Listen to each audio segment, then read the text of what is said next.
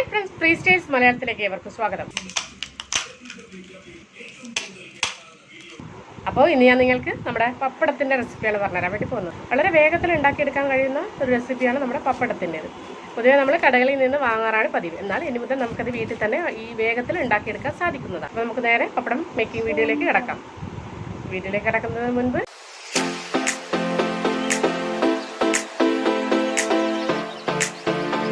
ഈ കാണുന്നവരിൽ ആരെങ്കിലും എൻ്റെ ചാനൽ സബ്സ്ക്രൈബ് ചെയ്യാത്തവരാണെങ്കിൽ താഴെ കാണുന്ന സബ്സ്ക്രൈബ് ബട്ടണിൽ ക്ലിക്ക് ചെയ്യുക. അടുത്ത് കാണുന്ന ബെല്ലൈക്കണും എനാബിൾ ചെയ്യുക. അതിൽ ഓൾ എന്ന ഓപ്ഷൻ സെലക്ട് ചെയ്യുക. അപ്പോൾ ഞാൻ അപ്ലോഡ് ചെയ്യുന്ന എൻ്റെ പുതിയ വീഡിയോയുടെ നോട്ടിഫിക്കേഷൻ നിങ്ങളുടെ മൊബൈലിലേക്ക് ലഭിക്കുന്നതായിരിക്കും. അപ്പോൾ നമുക്ക് നേരെ വീഡിയോയിലേക്ക് കടക്കാം. അപ്പോൾ നമ്മൾക്കിന്ന് പപ്പടം ഉണ്ടാക്കാൻ വേണ്ടിയിട്ട് ഞാനിപ്പോൾ ഒരു 1/4 കിലോളം ഉഴുന്ന് പൊടിച്ചതാണ് എടുത്തിരിക്കുന്നത്. ഉഴുന്ന് നമ്മളിപ്പം മിക്സിയിലിട്ട് പൊടിച്ച് അത് അരിച്ചെടുത്തിട്ടുള്ള പൊടിയാണിത്. ഇനി നമുക്കിതിലേക്ക് ഒരു 1.5 ടീസ്പൂണോളം ഉപ്പ് ചേർത്ത് കൊടുക്കാം. 1.5 ടീസ്പൂൺ ഉപ്പ് ചേർത്ത് കൊടുക്കാൻ പറയാൻ കാരണം നമ്മൾ പപ്പടത്തിന് പൊതുവേ കുറച്ച് ഉപ്പ് കൂടുതലായിട്ടിട്ടാണ് കുഴക്കേണ്ടത്. അപ്പോൾ ഒരു 1.5 ടീസ്പൂണ് ഉപ്പ് ചേർത്ത് കൊടുക്കാം. ഇതൊക്കെ ഉപ്പ് ചേർത്ത് കൊടുക്കാം. ഇതിലേക്കൊരു 1/4 ടീസ്പൂൺ ബേക്കിംഗ് സോഡ ചേർത്ത് കൊടുത്തു. ഇനി ഇതിലേക്ക് നമുക്ക് അല്പാൽപമായി കുറച്ച് വെള്ളം ചേർത്ത് കൊടുത്ത് നന്നായി ഒന്ന് കുഴച്ചെടുക്കാം.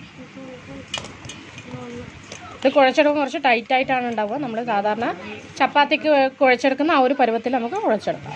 അതുപോലെ ഇങ്ങനെ ജസ്റ്റ് ഒന്ന് കുടഞ്ഞു കൊടുത്തിട്ട് കുഴച്ചെടുക്കാം. അല്ലെങ്കിൽ കൈ ഒന്ന് നനച്ചിട്ട് കുഴച്ചെടുക്കാം. എങ്കിൽ മാത്രമേ നമ്മൾ പപ്പടത്തിൻ്റെ ആ കൺസിസ്റ്റൻസി കറക്റ്റായിട്ട് നമുക്ക് കിട്ടുള്ളൂ. ശരിക്കും കുഴച്ചെടുക്കാൻ പറഞ്ഞാൽ നല്ല ബുദ്ധിമുട്ടുണ്ട്.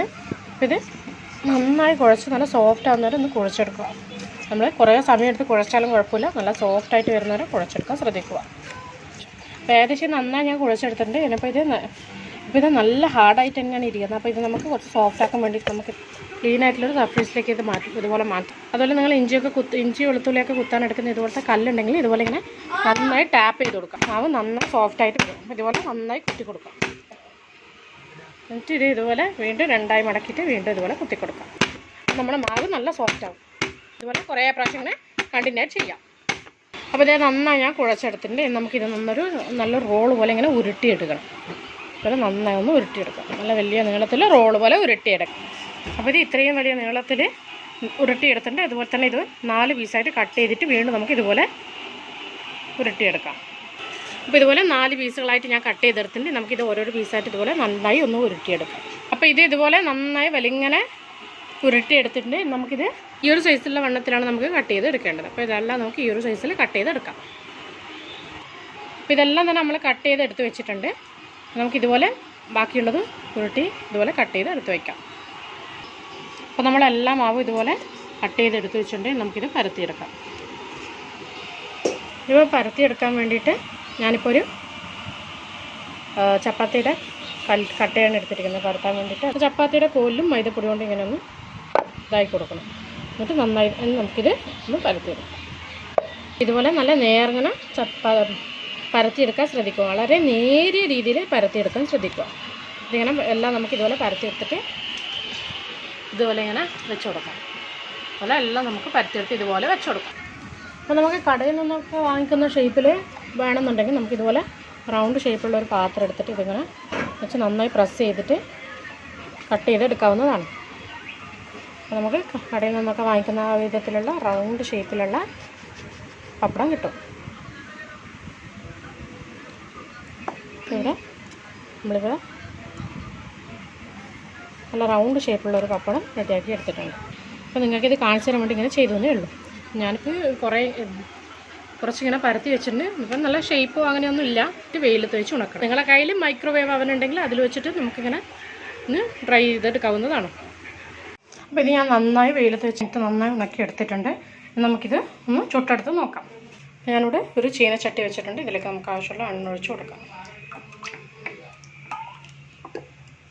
അപ്പോൾ നമ്മുടെ എണ്ണ ചൂടായിട്ടുണ്ട്. നമുക്ക് നമ്മുടെ ഹോം മെയ്ഡ് പപ്പടം, നിങ്ങൾക്ക് ഇതിൻ്റെ ഷേപ്പ് കാണുമ്പോൾ തന്നെ തിരിയുന്നത് ഇത് വീട്ടിലുണ്ടാക്കിയെടുത്ത പപ്പടമാണ്. നമുക്കിതൊന്ന് കോരി വറുത്തെടുക്കാം. നമ്മുടെ പപ്പടം നന്നായി പൊരിഞ്ഞ് വരുന്നുണ്ട്.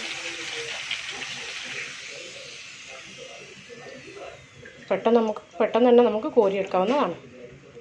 ഒരു ദിവസം ഇങ്ങനെ കുറച്ച് നന്നായി വെയിലത്ത് വെച്ചൊന്ന് ഉണക്കിയെടുക്കാൻ ശ്രദ്ധിക്കുക. അപ്പോൾ നമുക്ക് നന്നായി ഒന്ന് ചുട്ടെടുക്കാം. നിങ്ങൾ തന്നെ കാണുന്നുണ്ടാവും ഇതുപോലെ നല്ലോണം പൊങ്ങിയിട്ടാണ് നമ്മുടെ പപ്പടം ആയിരിക്കുന്നത്. ഹോം മെയ്ഡ് പപ്പടമാണ്. നമ്മുടെ കടയിൽ നിന്നൊക്കെ വാങ്ങിക്കുന്ന പപ്പടത്തിന് മായവും അത്രയൊക്കെ ചേർത്തിട്ടുണ്ടെങ്കിൽ നമ്മൾ വീട്ടിൽ തന്നെ ഉണ്ടാക്കുന്നതുകൊണ്ട് കെമിക്കലൊന്നും ചേർക്കാതെ ഉണ്ടാക്കുന്നതുകൊണ്ടാണ് ഇങ്ങനെ കടയിലൊക്കെ പപ്പടം വാങ്ങിക്കുന്ന നല്ല പഫ് പോലെ പൊങ്ങിയിട്ടൊക്കെ വരുന്ന വിധത്തിൽ ആണ് ഉണ്ടാക്കുന്നത്. അപ്പോൾ നമ്മുടെ ഹോം മെയ്ഡ് പപ്പടം റെഡി ആയിട്ടുണ്ട്. അപ്പോൾ നമ്മുടെ പപ്പടം നന്നായി പൊരിഞ്ഞ് വന്നിട്ടുണ്ട്. നമ്മൾ കടയിൽ നിന്നൊക്കെ വാങ്ങിക്കുന്ന ആ ഒരു ടെക്സ്ചറിലായിരിക്കില്ല കിട്ടുക. നമ്മൾ വീട്ടിലുണ്ടാക്കുന്ന സമയത്ത് കടയിൽ നിന്ന് വാങ്ങിക്കുന്നതിനേക്കാളും ഡിഫറെൻ്റ് ആയിട്ടുണ്ടാവും. എന്തായാലും നമ്മൾ കടയിൽ നിന്ന് വാങ്ങിക്കുന്നത് പോലെ ഉണ്ടാകാൻ കുറച്ച് ബുദ്ധിമുട്ടുണ്ട്. കാരണം അവർ എന്തെങ്കിലും പ്രിസർവേറ്റീവ്സും കാര്യങ്ങളൊക്കെ ചേർക്കുന്നുണ്ട്. അപ്പോൾ നമുക്കിതെങ്ങനെ ഉണ്ട് നമുക്ക് നോക്കാം.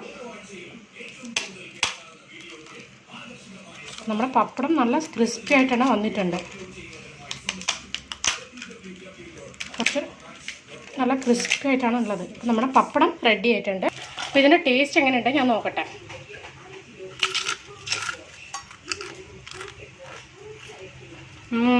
നമ്മൾ കടയിൽ നിന്നൊക്കെ വാങ്ങിക്കുന്ന പപ്പടത്തിൻ്റെ സെയിം ടേസ്റ്റാണ്, പക്ഷേ ടെക്സ്ചറിൽ മാത്രം ചെറിയൊരു വ്യത്യാസമുണ്ട്. അപ്പോൾ ഈ പപ്പടത്തിൻ്റെ റെസിപ്പി എല്ലാവരും വീട്ടിൽ ട്രൈ ചെയ്ത് നോക്കുക. അപ്പോൾ നമ്മുടെ പപ്പടം റെഡി ആയിട്ടുണ്ട്. നിങ്ങൾ തന്നെ കണ്ടിട്ടുണ്ട്, വളരെ ക്രിസ്പി ആയിട്ടാണ് നമ്മുടെ പപ്പടം പൊരിഞ്ഞ് വന്നിരിക്കുന്നത്. കടയിൽ നിന്ന് വാങ്ങിക്കുന്ന ടെക്സ്ചർ നമുക്ക് വീട്ടിലുണ്ടാക്കുന്ന സമയത്ത് കിട്ടാൻ സാധ്യത കുറവാണ്. കാരണം നമ്മൾ വീട്ടിൽ മായമോ അല്ലെങ്കിൽ കൂടുതലായിട്ടുള്ള പ്രിസർവേറ്റീവ്സോ കാര്യങ്ങളോ ഒന്നും ചേർക്കാതെയാണ് പപ്പടം ഉണ്ടാക്കിയിരിക്കുന്നത്. നല്ല ക്രിസ്പി ആയി തന്നെ പപ്പടം കിട്ടും, പക്ഷേ കടയിൽ നിന്ന് വാങ്ങിക്കുന്ന ആ ഒരു ടെക്സ്ചറിൽ നമുക്ക് പപ്പടം കിട്ടില്ല. നമ്മുടെ വീട്ടിലുണ്ടാക്കുന്ന സമയത്ത് അതിൻ്റെതായ ഒരു വ്യത്യാസം എന്തായാലും ഉണ്ടാവും. അപ്പോൾ ഇന്നത്തെ പപ്പടത്തിൻ്റെ റെസിപ്പി നിങ്ങൾക്ക് എല്ലാവർക്കും ഇഷ്ടപ്പെട്ടെന്നായിരുന്നു. അപ്പോൾ ഈ വീഡിയോ ഇഷ്ടപ്പെട്ടെങ്കിൽ ലൈക്ക് ചെയ്യുക, ഇഷ്ടപ്പെട്ടില്ലെങ്കിൽ ഡിസ്ലൈക്ക് ചെയ്യുക. നിങ്ങളുടെ ഫ്രണ്ട്സിനും ഫാമിലിക്കും ഈ വീഡിയോ ഷെയർ ചെയ്ത് കൊടുക്കുക. അതുപോലെ തന്നെ നിങ്ങളുടെ വിലയേറിയ അഭിപ്രായങ്ങൾ കമൻറ്റിലൂടെ എന്നെ അറിയിക്കും. ചാനൽ സബ്സ്ക്രൈബ് ചെയ്യാൻ മറക്കരുത്. Thanks for watching.